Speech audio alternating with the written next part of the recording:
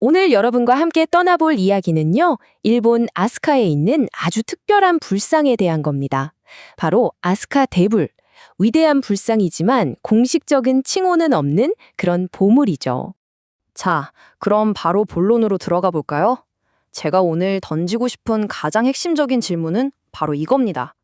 일본에서 가장 오래됐다는 이 불상이 도대체 왜 최고 등급인 국보가 아닐까요? 뭔가 이상하지 않나요? 오늘 저랑 같이 이 미스터리를 한번 파헤쳐 보시죠. 자, 이 숫자를 한번 보세요. 1417. 이게 바로 이 불상이 버텨온 시간입니다. 1417년이요. 와, 정말 상상이 되시나요? 이 시간의 무게만으로도 다른 설명이 필요 없을 정도죠. 좋습니다. 그럼 이 불상이 대체 어떤 역사를 품고 있는지 그 탄생의 순간으로 한번 거슬러 올라가 보겠습니다. 이 불상의 공식 명칭은 석가열의 좌상입니다. 근데 중요한 건 이름이 아니에요. 제작 연도가 아주 명확하게 확인된 현재 남아있는 일본 최고의 불상이라는 점. 바로 이겁니다. 살아있는 역사 그 자체인 셈이죠. 이야기는 저 멀리 6세기로 거슬러 올라갑니다. 당시 일본의 실세였던 소가시 가문이 불교를 아주 강력하게 밀어줬어요. 그리고 마침내 서기 609년 일본 최초의 여성 군주 수이코 여제의 명령으로 이 위대한 불상이 탄생하게 됩니다. 그리고 더 놀라운 건 뭔지 아세요? 그때 그 자리에 지금까지 단 한 번도 옮기지 않고 서 있다는 겁니다. 바로 일본 최초의 사찰 아스카데라의 말이죠. 스케일도 정말 어마어마합니다. 한번 생각해 보세요. 이 불상 하나 만드는데 들어간 청동 무게만 무려 15톤. 15톤이요. 이건 그냥 작품 하나 만든 수준이 아니라 당시 국가의 모든 역량을 쏟아부은 거대한 프로젝트였다는 걸 알 수 있죠. 자, 이번에는 이 불상의 얼굴을 좀 더 가까이 들여다볼 시간입니다. 정말 독특한 매력이 있거든요. 흔히들 서쪽에서 온 미소라고 부르는 바로 그 표정입니다. 지금 화면 보시면 딱 비교가 되죠? 아스카데불은요, 눈이 아몬드처럼 길고 시원하게 떠져 있고 입가에는 아주 신비로운 미소를 머금고 있어요. 이게 바로 아르카익 스마일이라는 건데요.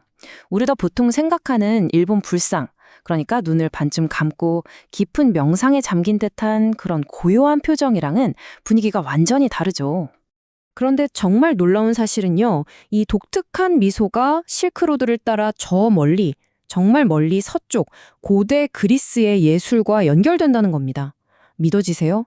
일본의 작은 마을 아스카에서 고대 그리스의 숨결을 느끼게 되는 거예요. 정말 대단하죠. 아스카데라 주지스님께서 하신 이 한마디가 모든 걸 말해줍니다. 실크로드의 종착지는 나라가 아니었다. 바로 여기 아스카였다. 와, 이건 그냥 우리 동네가 좋았다 이런 말이 아니에요. 당시 아스카가 세계 문화가 만나고 섞이는 국제적인 중심지였다는 걸 선언하는 거나 마찬가지입니다. 하지만 아스카데불의 진짜 대단한 점은 이런 예술성에만 있는 게 아닙니다. 이 불상은요, 무려 1400년이라는 시간을 온몸으로 버텨낸 그야말로 궁극의 생존자라고 할 수 있습니다. 정말 기구한 세월을 보냈습니다. 609년에 만들어진 뒤에 1196년에는 벼락이 떨어져서 절이 완전히 불타버리고 불상도 엄청나게 부서졌어요. 그게 끝이 아니에요. 그 뒤로 수백 년 동안은 제대로 된 건물도 없이 그냥 지프로 지붕을 얹은 허름한 곳에 말 그대로 방치되기도 했습니다. 그런데 이 모든 화제와 폐허 속에서 정말 믿기 힘든 사실이 하나 있습니다. 이 불상은요, 단 한 번도, 단 한 걸음도 지금 서 있는 이 자리를 떠난 적이 없다는 겁니다. 주변의 모든 것이 불타고 무너지고 다시 세워지는 동안 1400년이 넘는 세월을 꼼짝 않고 그 자리에서 버텨낸 거예요. 그래서 한때는 저거 다 부서지고 새로 만든 거 아니냐, 원본은 거의 안 남았다, 이런 말도 많았어요. 하지만 현대과학이 그 모든 의심을 완전히 날려버렸습니다.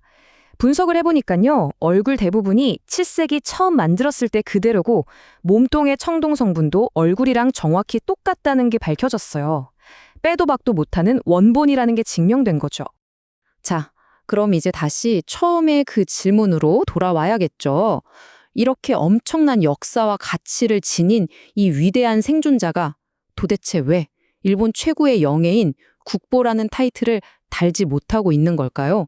그 이유가 참 의외로 간단합니다. 행정적인 문제였어요. 원래 2차 세계대전 전에는 이 불상도 당당히 국보였습니다. 그런데 전쟁이 끝나고 문화재 보호법을 싹 뜯어 고치는 과정에서 어찌된 일인지 등급이 한 단계 아래인 중요 문화재로 조정이 됐어요.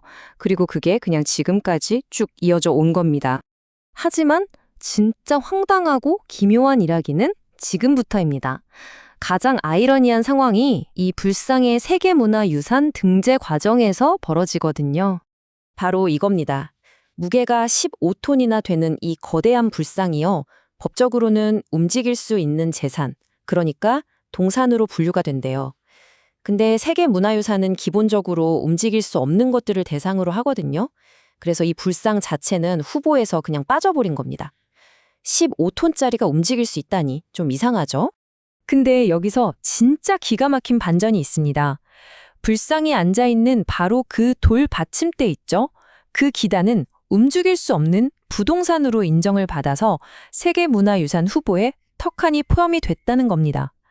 아니, 주인공인 불상은 탈락인데 그 받침돌은 후보가 되는, 이게 도대체 무슨 상황일까요? 정말 코미디가 따로 없죠.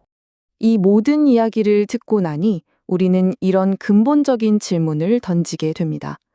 과연 무엇이 진정한 보물을 만드는 걸까요? 서류에 적힌 공식적인 칭호일까요?